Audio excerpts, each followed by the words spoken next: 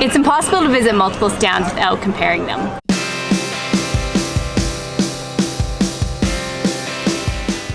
When comparing Uzbekistan and Kyrgyzstan, there are a number of differences that come to mind.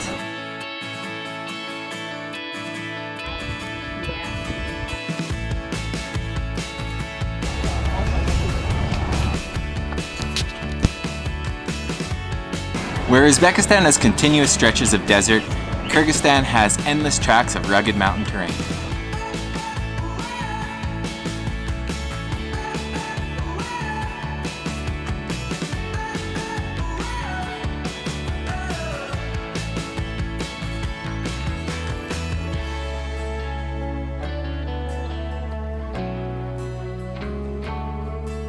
And while Kyrgyzstan is known for its natural beauty, Uzbekistan's magnificence is found in its architecture.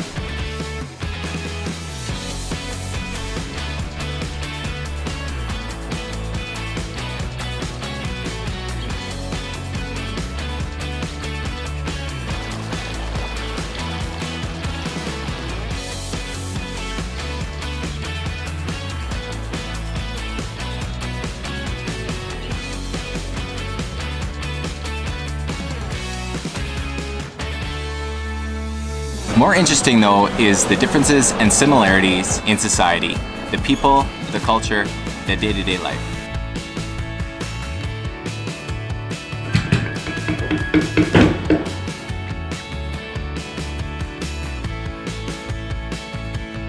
There's an interesting mix of cultural influences happening in these countries.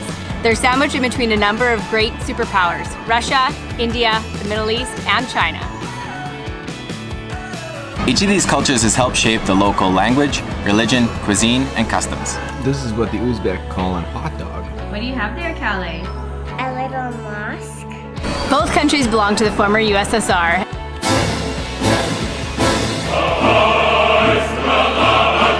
And declared independence within one day of each other in 1991.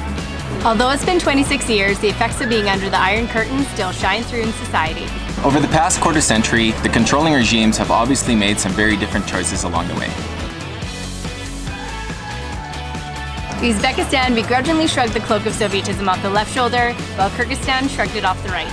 At first glance, it seems that Uzbekistan has taken a more conservative stance on everything. For example, in Uzbekistan, almost every car on the road is white, and there's only a handful of makes and models on the road. Old Soviet Ladas and 90s Daewoo's. In 2001, Chevrolet bought Daewoo, so all the newer cars on the roads are all Chevys. On the other hand, Kyrgyzstan's cars were mostly imported from Europe and Japan, and they're of every make, model, and color.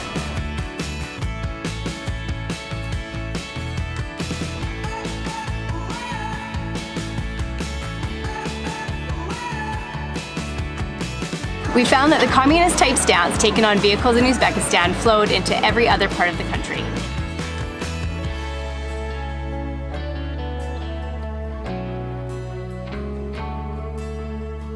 The way that the two countries handle visitors couldn't be any more different. For Uzbekistan, we had to apply for a visa months in advance, and we required a letter of invitation. Kyrgyzstan just stamped us in at the border. At the Uzbek-Kyrgyz border, it took us well over an hour to leave Uzbekistan and about 1 minute to enter into Kyrgyzstan.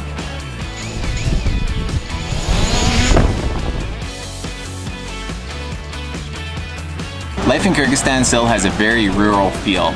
People's existence is centered around their animals. Many people still live a free, nomadic, shepherding life in the summer and return to their villages in the winter.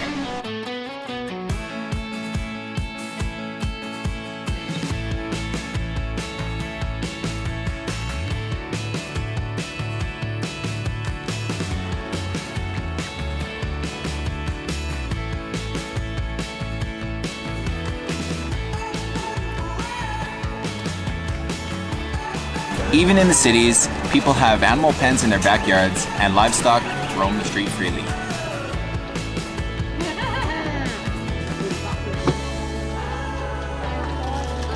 In Uzbekistan, there's very little of this existence remaining. People there have mostly adopted an industrial city lifestyle instead.